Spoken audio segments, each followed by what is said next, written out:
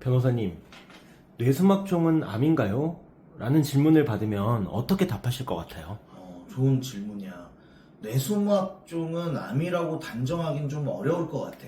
뇌수막종은 양성, 경계성, 악성 이렇게 세 가지 형태로 나뉘어. 암 여부는 조직검사 결과를 봐야만 명확히 알 수 있어. 오늘은 이 주제에 대해서 좀 더 구체적으로 얘기를 해보자. 먼저 뇌수막종이 어떤 질환인지 간단히 설명해 주시겠어요? 뇌수막종은 뇌랑 척수를 덮고 있는 얇은 막인 수막에 발생하는 종양을 말하는데, 성인한테 가장 흔히 발생하는 원발성 뇌종양 중 하나야. 대부분 양성인데 드물게 악성으로 진행될 수도 있지. 발생 원인으로는 방사선 노출, 유전적 요인, 호르몬 변화 등이 있는 걸로 알려져 있고, 예후는 대부분 양호해.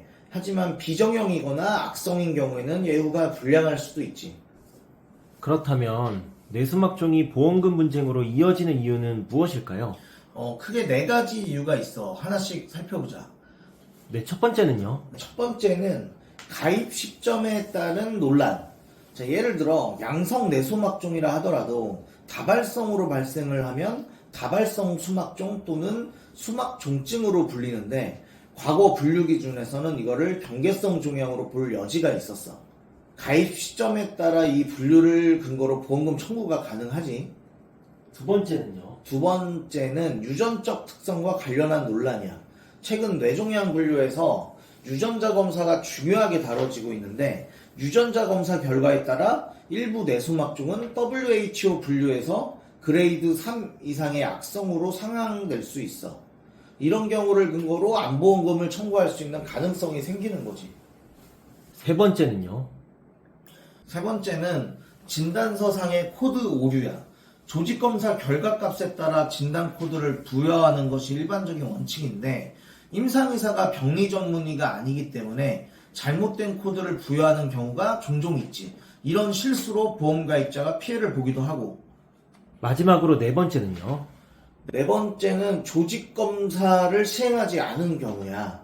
암보험약관은 조직검사 결과값에 따라서 암 여부를 판단을 하는데, 조직검사를 시행하기 어려운 위치에 종양이 있거나, 예를 들어 환자의 상태가 좋지 않아서 조직검사를 못하는 경우가 있어. 그러니까 이런 상황에서는 임상적인 악성 또는 경계성 종양인 거를 주장할 수 있어야 되는데, 이 과정을 모르면 보험금을 받지 못하는 경우가 생기지. 그렇다면 이런 분쟁 상황에서 소비자가 어떻게 대응해야 할까요? 몇 가지 중요한 대응 방안을 설명을 해줄게. 첫째로 조직검사 결과랑 진단서 내용을 꼼꼼하게 확인을 해야 돼. 병리학적인 결과랑 진단 코드가 일치하는지 반드시 체크를 해야 되고, 둘째, 유전자 검사 결과를 적극 활용을 해야 돼. 특히 분류 기준에서 악성으로 상향될 가능성이 있다면 이걸 통해서 암보험금 청구가 가능해질 수도 있겠지. 그리고 셋째는 전문가의 도움을 받는 것도 굉장히 중요해. 의학적이나 통계적인 자료를 기반으로 보험사에 대응을 해야 하는데, 이런 자료가 부족하면 분쟁에서 불리해질 가능성이 높아지거든. 변호사님, 혹시 실제 사례를 하나 들어주실 수 있을까요? 예전 고객 중에 어떤 분이 뇌수막종 진단 후에 암보험금을 청구를 했는데, 조직검사가 시행되지 않았다는 이유로 보험사가 보험금 지급을 거부를 했어.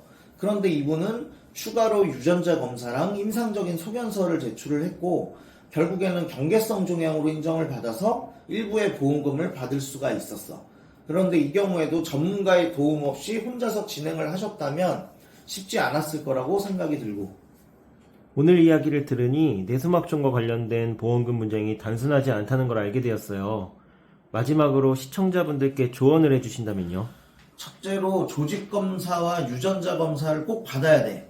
정확한 결과가 어떤 분쟁 해결의 핵심이라고 볼 수 있지. 그리고 둘째는 진단서와 코드가 올바른지 항상 확인을 해야 되고, 작은 오류가 큰 영향을 미칠 수가 있어. 그리고 세 번째, 보험 청구 과정에서 전문가의 도움을 받아야 돼.